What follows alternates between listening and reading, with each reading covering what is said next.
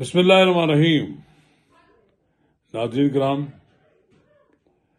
ایران اور امریکہ کے درمیان چپکلش تو چل ہی رہی تھی۔ امریکہ بار بار ایران کو سنگین نتائج بھگتنے کی دھمکیاں دے رہا تھا۔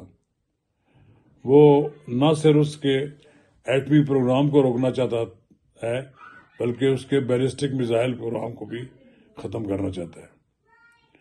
یہ بات تو ابھی چل رہی ہے اور اب ایران پر اسرائیل نے حملہ کر دیا ہے۔ یہ سب کچھ امریکہ کی آشیرواد سے ہو رہا ہے۔ ایران پر اسرائیل کے حملے کے بعد اب ایک جنگ نئی چھڑ گئی ہے مشرق وسطیٰ میں، اور ایران نے جوابی کارروائی بھی شروع کر دی ہے۔ بہت کم لوگوں کو اس بات کا علم ہوگا کہ ایران کے پاس ایسا اسلحہ موجود ہے جس سے وہ مشرق وسطیٰ میں امریکہ کے اڈوں کو نشانہ بنا سکتے ہیں۔ اسرائیل تک بھی اس کی رینج موجود ہے۔ تو ناظرین کرام، قبل اس کا ہم آگے بڑھیں، اگر آپ نے میرا یوٹیوب چینل نواز رضا کے ساتھ اب تک سبسکرائب نہیں کیا تو براہ کرم فوری طور پر سبسکرائب کریں، لائک کریں اور اب آپ کے ساتھ شیئر کریں، اور آئیکن کا بٹن دبانا نہ بھولیے کہ جب ہم ویڈیو لوڈ کریں تو سب سے پہلے آپ کو اطلاع ملے۔ ناظرین کرام، ایران بڑی مدت سے امریکہ کا ٹارگٹ بنا ہوا ہے۔ امریکہ نہیں چاہتا کہ ایران ایٹمی قوت بن جائے۔ امریکہ یہ بھی نہیں چاہتا کہ اس کے پاس جو بیلسٹک میزائل کا پروگرام ہے یہ اسے پایہ تکمیل تک پہنچائے اور اس کے پاس یہ رہے، کیونکہ اس سے اسے اندازہ ہے کہ مڈل ایسٹ میں جتنے بھی اڈے موجود ہیں اور پھر امریکہ خود بھی ایران کی زد میں آ سکتا ہے۔ ابھی دیکھتے ہیں کیا ہوتا ہے۔ میرا خیال یہ ہے کہ ایران پر امریکہ نے حملہ کروا کے اور اب خود حملہ کرنے والا ہے، یہ ایک بڑی نادانی کی ہے۔ کوئی اچھا سوچ کے فیصلہ نہیں کیا ہے۔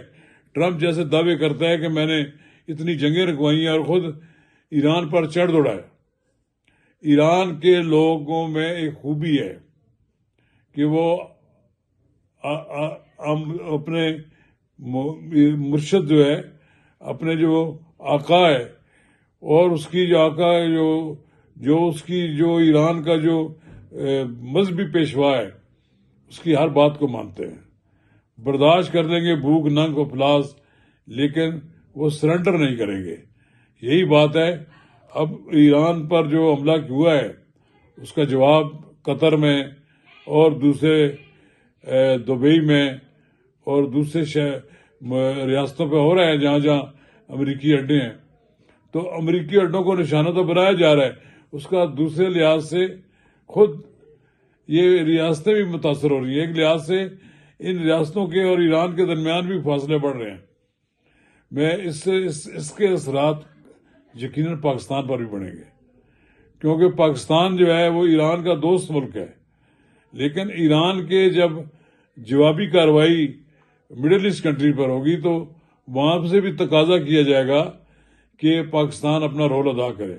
بہرحال پاکستان اپنا رول تو ادا کر رہا ہے، ہمارے وزیر خارجہ کے رابطے موجود ہیں، ہماری اپنی دوسرے ادارے جو ریاستی ادارے وہ بھی کام کر رہے ہیں، اور توقع میں یہ رکھنی چاہیے کہ ایران کے ساتھ ہم ایسا سلوک کریں کہ ایران ہم سے ناراض نہ ہو، اور ہم اگر ایران کی مدد بھی کر رہے ہوں تو اس کے نتیجے میں ہمارے خلاف امریکہ نہ ہو جائے۔ مجھے امید ہے کہ چین بھی اپنا رول ادا کرے گا، روس بھی کرے گا، ایران کی ثالثی کے لیے یہ تیار ہیں۔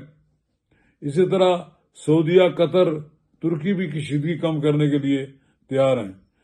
لیکن بہرحال ملیشیا، برطانیہ، اقوام متحدہ اور دیگر نے تشویش کا اظہار کیا ہے۔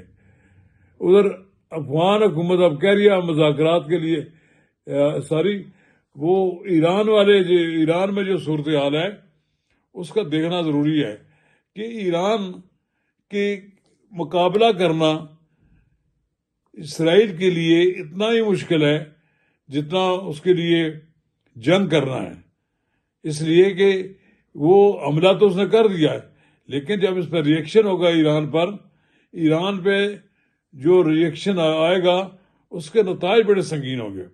اور میرا خیال یہ ہے کہ بڑی حد تک اسرائیل نے اب ایک ایسا غلط کام کیا ہے جس کے سنگین نتائج برآمد ہوں گے، اور اس کے نتیجے میں اسرائیل بھی خود تباہ ہوگا۔ اسرائیل سمجھتا ہے کہ اس کے پاس جتنی طاقت ہے اس سے وہ ایران کو گرا دے گا، ایرانی حکومت تبدیل کر دیں گے یا وہاں پر تباہی اور بربادی کر دیں گے۔ انہیں معلوم ہونا چاہیے کہ ایرانی ایک ایسی قوم ہے، اس ایسے بہادر لوگ ہیں کہ جو کسی کے سامنے سرنڈر نہیں کرتے۔